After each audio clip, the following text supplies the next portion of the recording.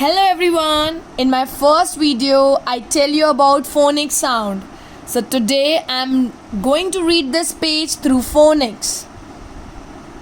In junior KG class, how you will introduce phonics and how you will take picture reading through phonics.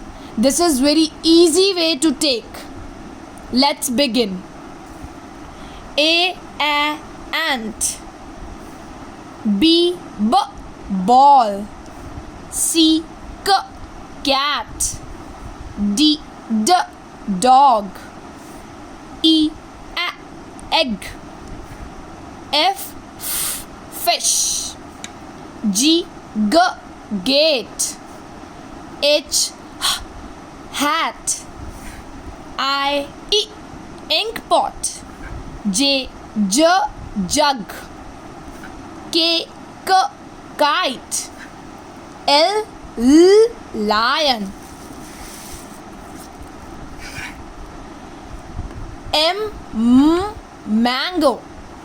N nest. O orange. P pencil.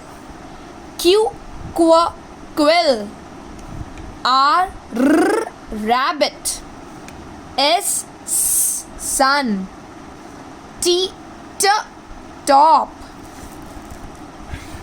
U umbrella.